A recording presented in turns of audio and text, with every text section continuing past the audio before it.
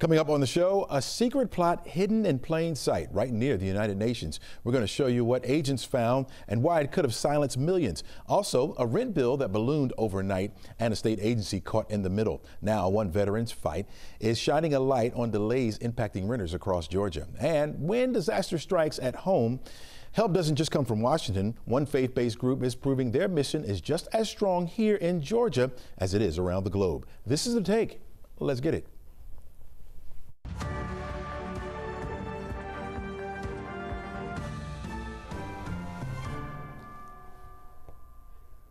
Hello and welcome. I'm Chesley McNeil, and this is The Take, where we go above and beyond the headlines and we look at the why and how stories are impacting you and your community. We invite the experts in to give their take on today's top stories, and we try to have just a little bit of fun, just a little bit as well. Let's start you off with this. Jimmy Kimmel was back behind his late night desk last night after a 6-day suspension by Disney and ABC.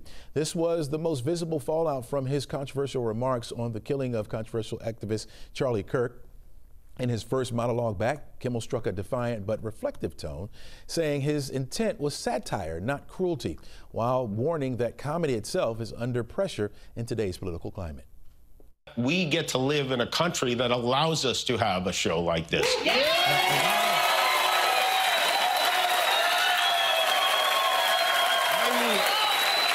I've had the opportunity to meet and spend time with comedians and talk show hosts from countries like Russia, countries in the Middle East, who tell me they would get thrown in prison for making fun of those in power, and worse than being thrown in prison. They know how lucky we are here. Our freedom to speak is what they admire most about this country.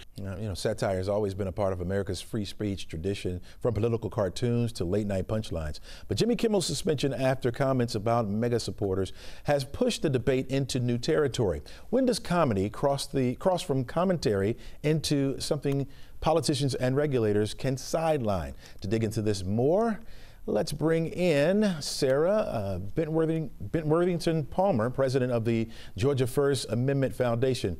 Welcome to the show. Good morning. Thank you so much for having me. Sarah, let's start with satire as it is defined, or how is it defined? How does it fit into the debate over free speech? Yeah, satire is one of the oldest forms of political and impactful free speech. Making fun of our leaders is an important aspect of being able to voice opinions and criticize our leaders in a way that brings people in and makes contrast that can be really insightful. So it's a really important form of expression that, as Jimmy Kimmel pointed out, has a very long history and is often a target of government suppression of speech because it is so effective. Yeah. How do you see this clash between government and late night satire, broadening the fight for free speech? Yeah, I think it is certainly, because things have been so blatant, especially with what happened to Jimmy Kimmel, it has really created some public movement and awareness around this issue. I think, cancel culture and that whole debate has been raging for years, but that usually is talking about private actors making decisions about speech of other people. And this is really different and is something that I think is a concerning and scary escalation in what's been going on, because this isn't private people making decisions. This is the government trying to come in and tell private corporations what speech they can and can't have on their networks, and are, cracking down on speech that is critical of our leaders, which is against the First Amendment and antithetical to our values as a country. We've seen both major parties on late night television. It's a part of what they do, right? They used to come on and talk about it. When did all this change, right? When did this change? Well, I think that as the temperature has gotten turned up politically in recent years, certain folks maybe can't take a joke or are, concerned about the effectiveness that comedy might have. And the FCC has a lot of powers, and bringing those to bear on speech that's, based on what people are saying and not just, sort of the more standard curse words or age appropriate content, things like that, but instead using those powers to harm the content of people's speech. That's something that we have not really seen until the current administration, or at least not to the degree that we have seen it over the last week. And so that escalation is really serious. Yeah. Looking at what happened to Jimmy Kimmel on national television, would you say that this type of speech is going away, that no one, big or small, is safe from political retaliation? No, I mean, I think political satire and jokes, it's age old. And, if anything, sort of the breaking up of where we get our news and information and putting that on TikTok and social media has, if anything, increased this type of speech and this type of political messaging. So I think that's only going to become a more popular form of how people get their information, which could make these issues, more and more important as we go forward in the future. So you don't really see this crossing over into social media, I mean, as far as the regulations go, or even to local comedians, or people just talking in general about it facing retaliation at all? No, I think, this is obviously the most high-profile example we have seen, but there are plenty of other examples of ways that sort of the current chilling culture has impacted people. And it doesn't necessarily have to be a legal ramification, although even locally there have been cases of, for example, Mario Guevara is a journalist who was arrested in June and is facing imminent threat of deportation, essentially only for the content of his reporting, which isn't satirical, but that's a local example of speech suppression. And, we haven't seen government action on things like stand-up comedians in the same way that we have on late night. That's really because the FCC has these extra powers over broadcast television. But, there are efforts in the government to get more control over social media networks, especially with Section 230 revisions that Congress has been considering. So there are definitely threats to social media and these more unconventional avenues of information. So Sarah, I got 30 seconds left. You think that satire like this will be safe in our democracy going forward? I certainly hope so. I think what we've learned in the past week is that this is a type of expression that the people want. And at least when there's enough sunshine and visibility on stories like suppression in this way, the people have the power to fight back and protect their freedoms and make sure that they can still get this kind of content. All right, Sarah Brewitt-Palmer, thanks so much for joining us. Really appreciate you being so on and providing that insight. All right, take care. All right, folks, it's going to be a hot one out there today, perhaps the last of the 90-degree temperatures for the year. Maybe, right? 91 degrees with a high temperature today. Partly sunny skies will be our story, at least our conditions. 40% chance, you see that there. That won't come until we head toward the evening. Better chance for the rain coming to us on Thursday. That's where we have our 11Alive weather impact alert. A couple thunderstorms could be embedded in a few of those showers. One or two of those could be on the strong severe side. We want to alert you because of the rainfall, folks. We haven't had it in a while around here, and we need it, but all at once could be some problems, could lead to some problems. We'll hold on to a very low threat once we get to the weekend and into the beginning of next week with about a 20 to 30% chance. Those temperatures will remain in the low 80s through the weekend and next week as well. We're back right after this.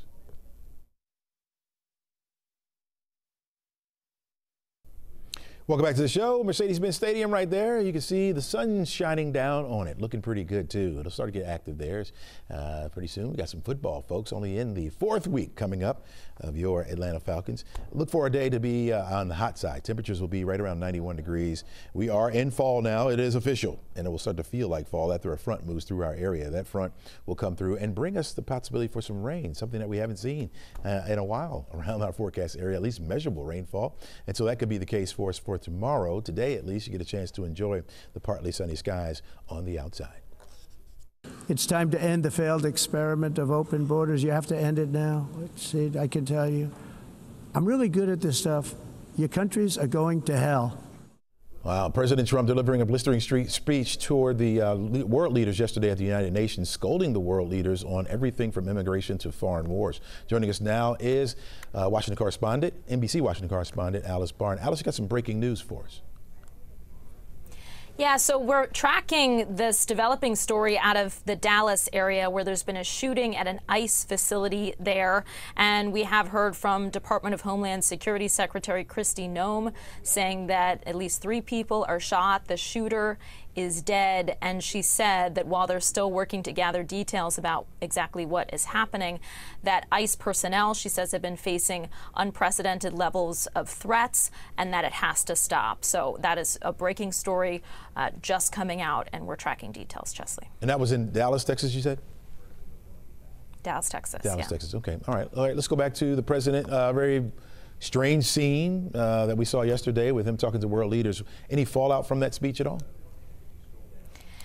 Yeah, I mean, this is one of those times when, you know, President Trump has sort of alternatingly expanded some of his relationships with foreign leaders. He's spoken a lot more positively about NATO, that alliance, since European allies in NATO have started to pay more toward their own security.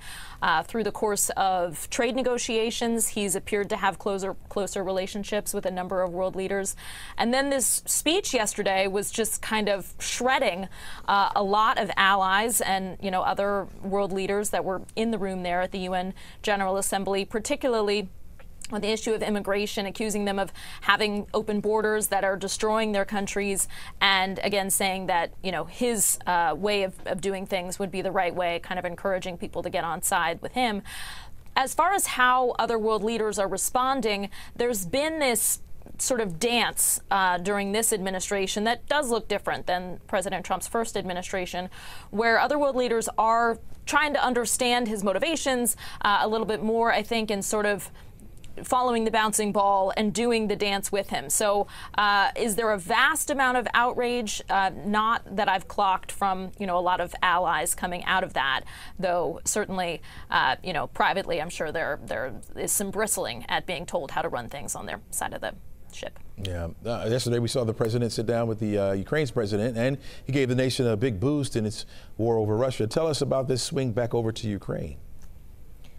Yeah, this was really notable. So President Trump met with Ukrainian President Zelensky on the sidelines of the UNGA yesterday, and he had a apparently positive meeting. Was, you know, they exchanged discussions about the direction of the war in Ukraine. And afterwards, President Trump wrote on social media that he believes that Ukraine, with the support of the European Union, is in a position to fight and win all of Ukraine back in its original form, including that would be all of the territory that Russia has seized, some 20% of the territory of Ukraine, and that President Trump has previously said that he thought that Ukraine needed to kind of get realistic and be ready to hand over a lot of that territory. So this is a very big shift from the president, one that Ukrainian President Zelensky has applauded and that Russia is certainly rejecting already this morning, but remains to be seen how far he'll go in support there and if there's another twist coming around the bend, Chesley. All right, Alice, thanks so much for that information and for the breaking news, letting us know. All right, thanks so much. All right, Secret Service dismantled a network that could have shut down cell phone service in New York City. We're going to talk about the impacts of that coming up. Stay right there. All right, back to yesterday's United Nations General Assembly. Yesterday, the Secret Service said it dismantled a hidden telecom network near the UN headquarters with a power to cripple cell towers and even cut off the 911 service while all the world leaders were gathered there in New York. More than 300 SIM servers were found tucked away in an apartment and a storage space. Also, there were over 100,000 SIM cards, many of them already active and ready to deploy. All of this found about 35 miles of the UN nations in Midtown Manhattan. Let's try to understand this a little bit more, all that's involved with this. Kennesaw State computer science professor Andy Green joining us now. Professor Green, welcome to the show. Thank you. Glad to be here. Now, in very simple terms, what exactly is a SIM server, and why would someone use hundreds of them all together? So a SIM server is a collection of what we call SIM cards, which are what make our phones work on any cellular network. Criminals will collect these cards into what we call a SIM farm for the purposes that the Secret Service outlined yesterday, and they can be used for any number of things, as the Secret Service outlined. Illicit communications, sending messages, and they will actually rent these farms out to other organizations for their illicit purposes. So depending on what the criminal outfit wants to use it for, it can be any number of purposes that these farms can be used for. They are actually set up around the globe by criminal organizations, and so the fact that the Secret Service actually found SIM farms in New York City is not that surprising to me or anybody who's in the field. This is not in and of itself an unusual announcement from the Secret Service. You said there's any number of things that it could be used for. Besides shutting down 911 calls, could it be used to listen in to something? What else could it be used for? So criminals like to hide their communications, not surprisingly, from law enforcement agencies around the world. The Secret Service's announcement I found was a bit, I thought it was a bit fear-mongering in the fact that, yes, theoretically, SIM farms could be used to flood networks with SMS messages, could be used to shut down cellular networks. But by and large, that's not what criminal outfits will use these networks for. They will use them to hide themselves from law enforcement agencies. They want to keep their communications away from these agencies who are looking to investigate what kind of criminal operations they are engaged in. As the Secret Service said, they are very early in their investigative phase, and they are going through and doing forensic investigations on each and every one of these SIM cards. Now, this is not to downplay the tremendous investigative work that the Secret Service and their partners have done to get to this point. But at this point in time, as the Secret Service said in their release yesterday, they don't know what they don't know at this point in time. And so, yes, theoretically, a lot of bad things could be done with this network, but typically that's not the case with SIM farms. They're used by criminals to hide their presence, to engage in criminal activities, to communicate with themselves, to avoid the gaze of law enforcement agencies around the globe. Okay, so Professor Greens, if something were set up like that here in Metro Atlanta, what are the signs that we might see? You said it's hidden. Would we see any signs from this? Not necessarily. These criminals want to stay below the radar. Like I said, they want to avoid detection and notice by law enforcement agencies. They want to send their messages to their partners within their criminal organizations below the radar, again, to avoid detection while still being able to effectively communicate with their partners within their criminal enterprises and do so undetected. That's the entire point of these server farms globally, not just here, but around the world. Yeah, and how would you detect that? How did they, I guess you weren't there obviously, but how did they find this? How do you find something like this?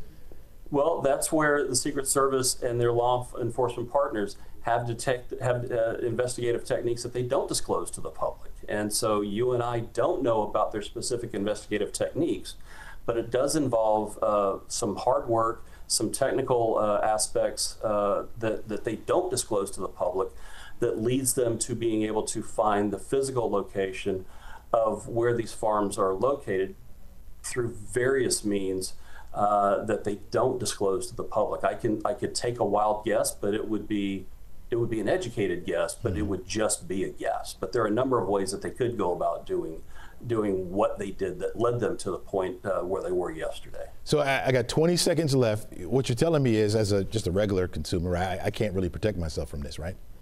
There's really nothing to protect yourself from here. Okay. If threat actors wanted to use these server farms to disrupt communications, it's really up to the telecom providers to build protections in place to counter the threat, the potential threat that these server farms could wreak on their cellular networks. It's nothing that you and I can do to handle this. It's up to the cellular providers to build these protections in place. Gotcha. All right, Professor Andy Green, thanks so much for joining us. Thanks so much for the insight. Thank you. Appreciate it. All right. Guard dogs are guide dogs that you don't have to feed or walk. Georgia Tech is trying to make it happen. We're going to talk about it coming up. Stay right there. Guide dogs that don't need kibble or a walk in the park. Georgia Tech researchers are working on a high-tech companion for the visually impaired, a robot guide dog that could someday lead the way, literally. Let's dig into how all this works. Professor Bruce Walker of the Georgia Tech's School of Interactive Computing joins us now. Welcome to the show. Good morning. All right, what makes this robot guide dog different from existing tools like a cane, a walking cane, or smartphone navigation apps? Well, this is a research project that really is pushing the boundaries. We're trying to figure out what are the possible capabilities of an assistive robot that can sense its surroundings, know where it is, know what's in front of it and behind it, help a person get from place to place, and tell you that there's a Starbucks around the corner. Wow, we're looking at some video right now, so it's already built, obviously, and you're going through the trials of it. Guide dogs are normally known for their loyalty and trust. How do you build that into a machine? Well, in some ways we don't, and we want this to be seen as a tool. In other ways, we absolutely do. The robot has a virtual agent inside it, so it has it can communicate with the person, and the way we design that communication can cause the person to feel more or less trust. We want it to sound and be authoritative, know where it is, and listen to the owner, ask where it should be going. So it's a partnership between the person and the robot. Yeah, we understand you talked to people who are blind or visually impaired when you were designing this, and what did they have to say about a robotic guide? Well, just like you'd expect, some are all on board and some are happy to have their existing dog or cane. So for those who might be interested in this kind of technology, we ask them all the deep questions. What should it sound like? What should it look like? What should it feel like? How should it move? We noticed things that the robots that we use for this are manufactured by a third-party company. Mm-hmm. They tend to make a lot of noise. They're very noisy. And the participants, the blind individuals we spoke with said, no, this thing's got to be quiet. So we listened to them very carefully and try to put as many of their suggestions into play in what we design. Wow. Okay. Yeah, it's really good insight right there. How do you avoid, it's in real time, avoiding hazards or, a busy crossing street? How do you avoid that? Is this like what we have in like cars now that are on the roads? Well, there's two things to think about. First of all, we come at this project under the assumption that the human is still in charge. Just like with an existing dog, a real dog, that is assisting a blind person getting across the street, it's the human that is in charge and the dog is an assistant. We are not trying to flip that script. So this is another pair of eyes and ears and radar or LiDAR that can provide information to the user, but the individual is really still the boss. Having said that, as you pointed out, we have technology now that can sense surroundings, identify objects, oncoming cars, other pedestrians, and use that to help guide the person on a path or provide them with information about when to go and when not to go. Yeah. Does the robotic dog have a name, one specific name, or will they get names? Well, I was a big fan of Astro, but that just shows my age with the Jetsons. But we're not actually building a commercial product. Yeah. We have to recognize this is a research effort, and someone smarter than me would do the marketing to figure out what an eventual product ought to be called. And I got you. We'll go from there. Yep. Professor Bruce Walker, thanks so much for joining us. Really appreciate it. All right, folks, coming up on the show, we're going to check in, get the latest from our gridlock guy, and a local veteran turning to 11Alive News for help with her housing vouchers. Stay with us. We'll have that story right after the break. Welcome back to the show. When a Metro Atlanta veteran saw a $4,000 balance due on her rent account, she couldn't get answers from her state agency holding her housing vouchers about why her landlord hadn't been paid. That's when she turned to 11Alive for some help. Consumer investigative reporter Liza Lucas joins us now. And Liza, what did you uncover? Good morning, Chesley. Well, first, we tried to do a little work behind the scenes and get Stephanie Clavery's case resolved on an individual basis. And then, as we asked more questions, we discovered her case was not isolated. Stephanie, as you mentioned, is a veteran who uses a housing choice voucher. That program is formally known as Section 8, and that helps her cover her rent at her Conyers apartment. But 6 months after she moved in, Chesley, her landlord reached out with a surprising update. Take a listen. Every month I've been paying my portion, thinking everything was okay, until recently, about a month ago, is when I was contacted by my landlord that they hadn't got paid by DCA. So, but it's a good program if it's working correctly, and everybody's doing their part.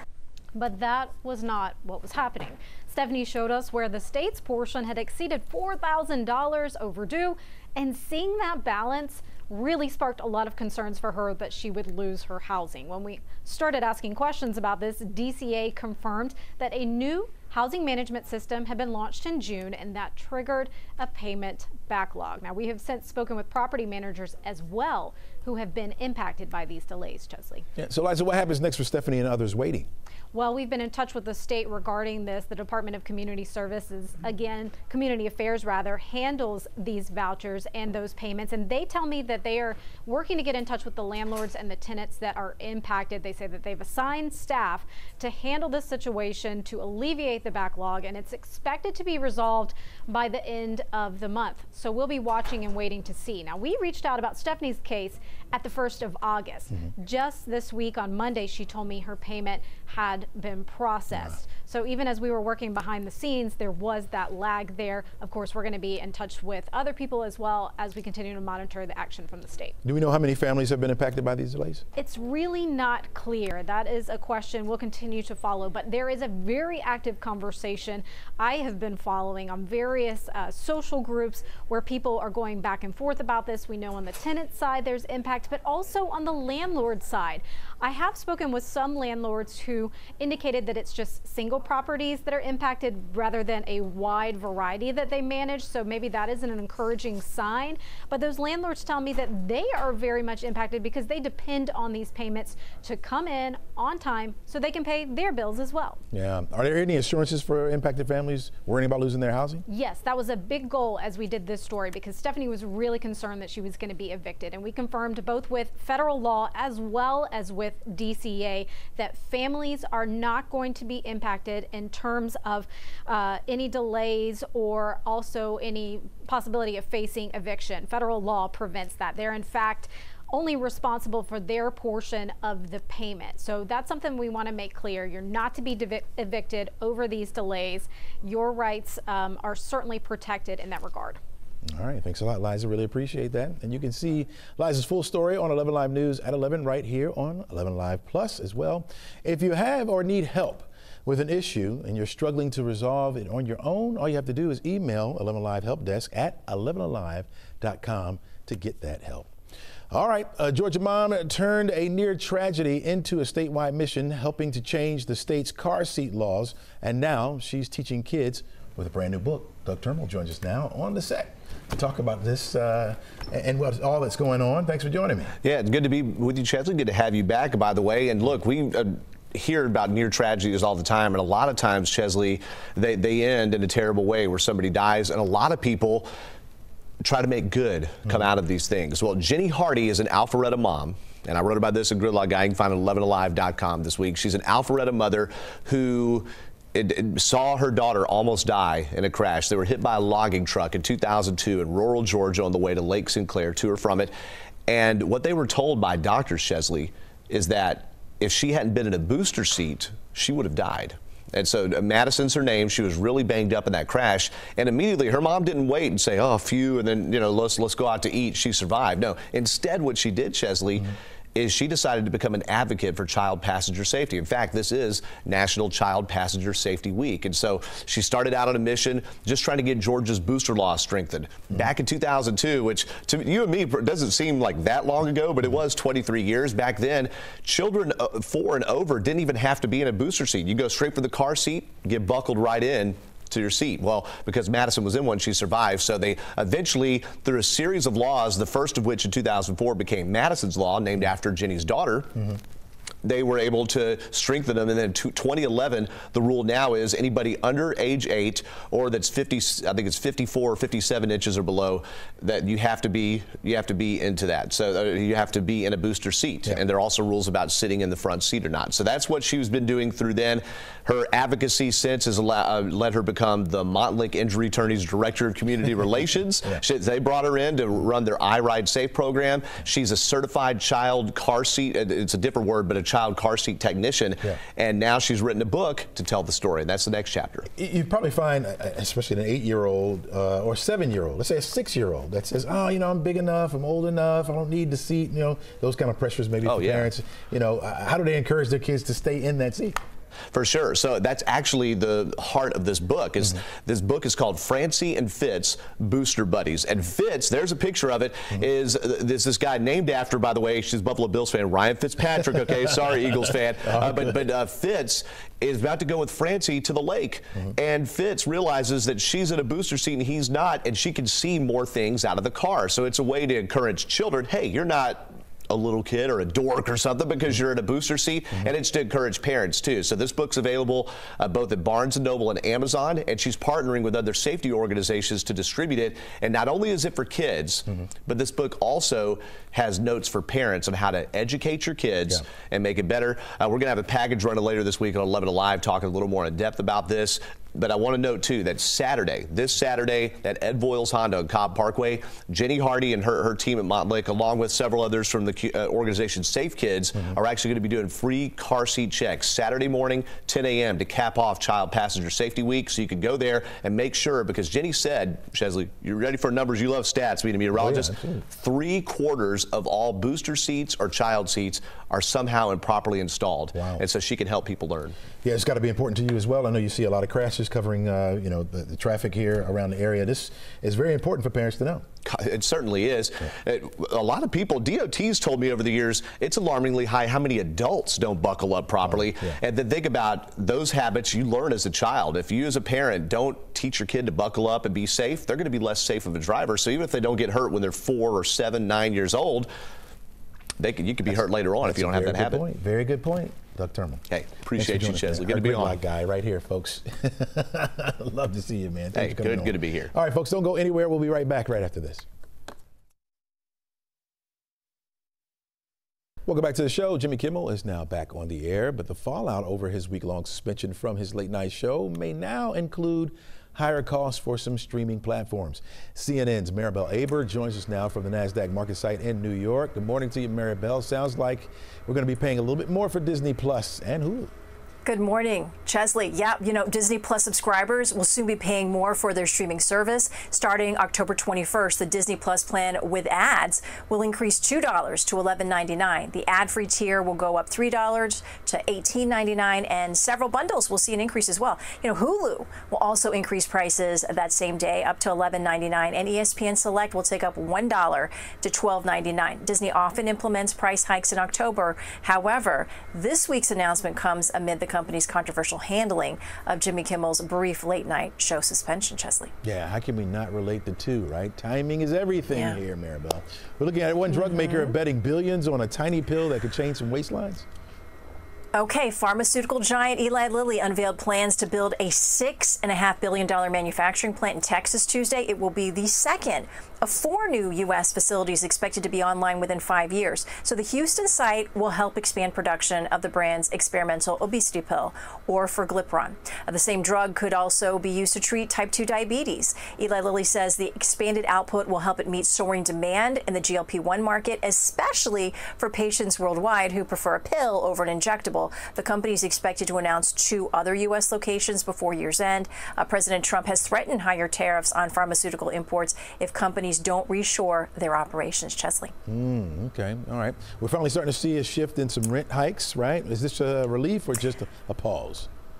Okay, well, maybe getting a little more affordable to rent a single-family home. Rent prices increased 2.3% in July, but it's a slowdown, Chesley, over the same period last year. That's after a string of increases in the first half of 2025, according to real estate analytics firm Cotality. So they found rental rates are now at the lower end of the 10-year average range pre-pandemic, and falls across all price points, low-end to high-end properties. It includes metro areas like Dallas, Miami, Los Angeles. In Atlanta, the growth was on par with the slowing national trend, up 2.6% in July. The average single-family monthly rent hovering around $2,100. But Chesley, the average rent for a one-bedroom in New York City is just south of $4,000. Woo! And the place is about this big, right?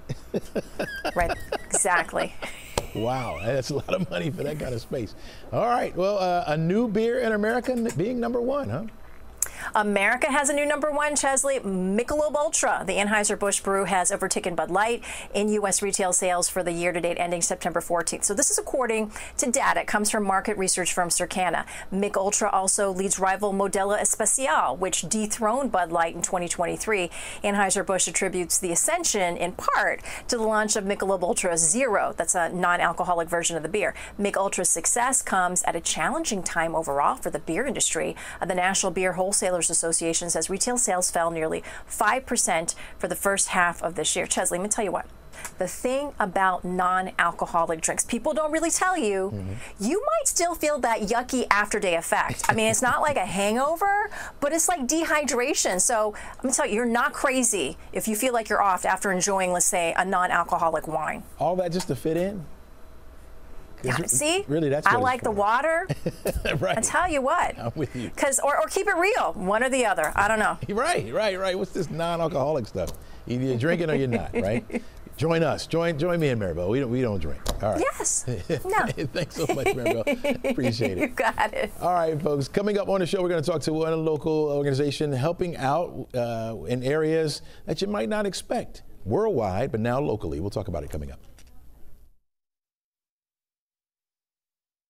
Global Ministries, the humanitarian arm of the United Methodist Church, is known for its work for more than 100 countries. But now its relief arm is stepping up here in the United States, from wildfire recovery in California to rebuilding after Hurricane Helene right here in Georgia. Let's talk more about how the mission is changing and what it means for families right here with Global Ministries General Secretary Roland Fernandez. Welcome to the show.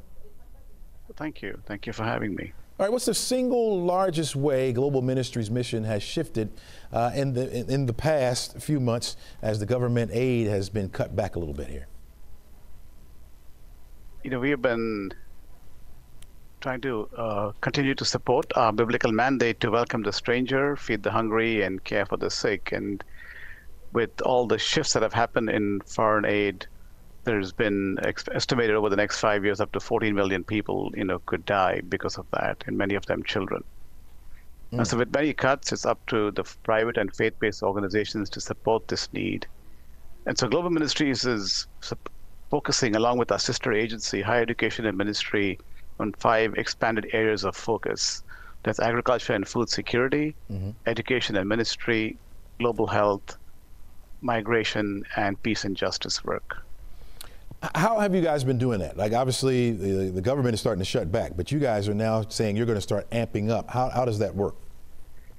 I want to say, of course, that we are not going to be able to do what is going to be lost with the government shutting down the aid, but we are working primarily with healthcare organizations, colleges and universities, and struggling communities to ensure people across the world have access.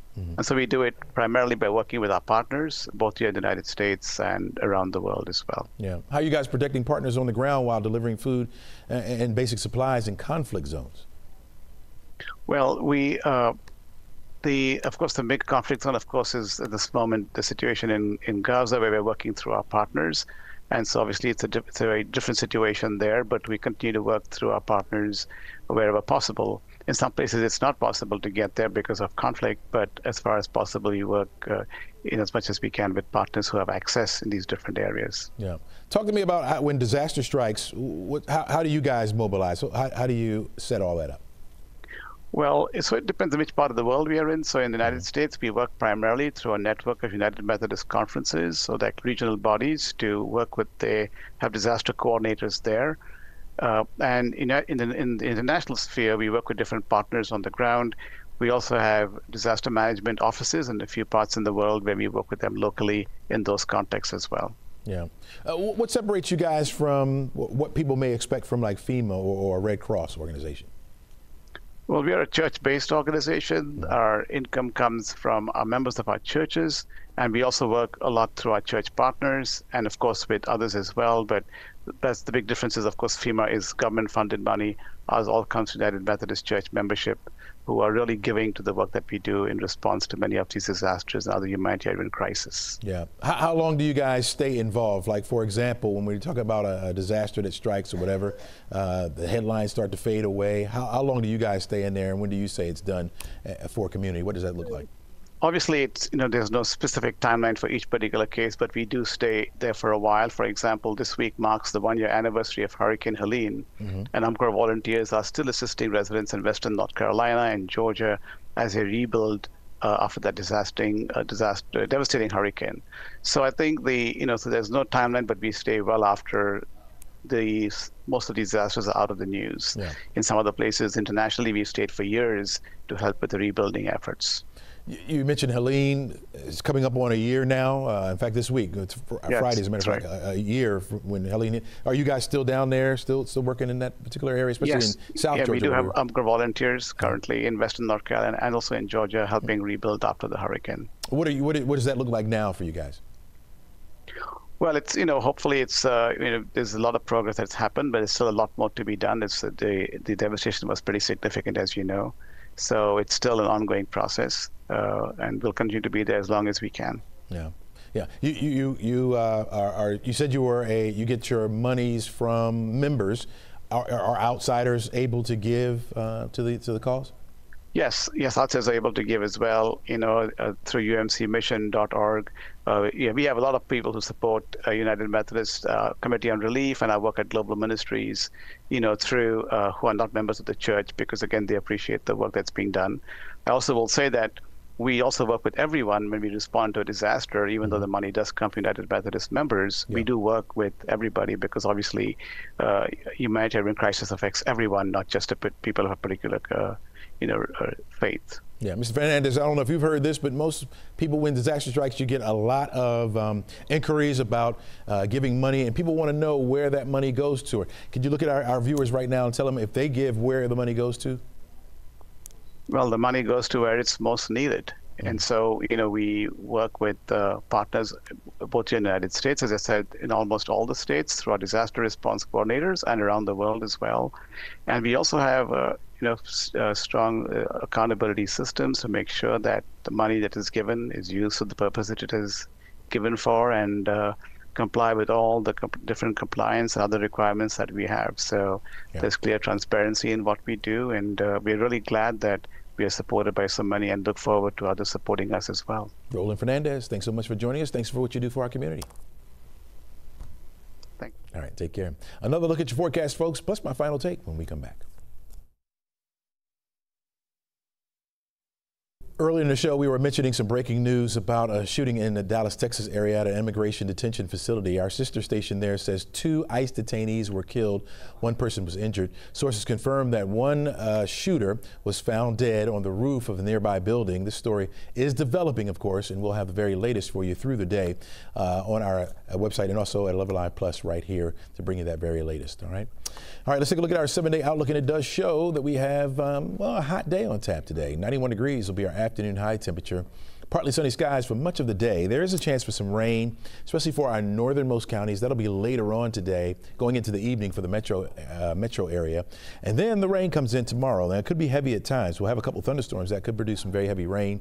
It's why we have an 11Alive weather impact alert for that day. We haven't seen a lot of rain in our area as of late. And so, not to say that you'll forget how to respond to it, we just want you to be alerted that it is on the way, folks. A couple of those thunderstorms could be on the strong to severe side as well, so we'll be watching that. Right now, a 60% chance for that rain. You'll notice the rain chance stays in the forecast, but will be going down as we head into the upcoming weekend. 80 for your high temperature on Friday behind that front that moves through. We'll be at 81 degrees on Saturday. We'll give it a 30% chance for now. It looks more like a 20% chance to me. We'll hold on to that 20% chance on Sunday, and as we start the work week as well, looking at 82 degrees on Sunday and staying in the low 80s as we head into next week. All right, we all used to sitting in traffic or standing in it here in Atlanta, but what if you're the president of another country? Perhaps you're used to people waiting on you. Now, normally we would roll out the red carpet for dignitaries here in the United States. Yeah, that was not the case for the president of France. Yeah, after giving a speech at the United Nations General Assembly, France's president found himself stuck behind a police barricade while trying to reach his country's diplomatic mission in New York City. So what do? You call the one person who you think can do something about your situation. So the president of France pulled out his cell phone and he called the president of the United States. How are you? Guess what? I'm waiting the street because everything is frozen for you. I'm here waiting in the streets because everything is closed for you. Now, I find this both ironic and cool. Ironic because the two presidents are at odds over the events in Gaza, but it's cool that they're cool enough that you can call one another and say, hey man, what's going on in your country here? I'm waiting behind this barricade. He eventually made it to his destination, but after the police felt embarrassed by the situation. Welcome to America. That's the way it goes, folks. That's all we got for you today. Try to make it a great day and enjoy.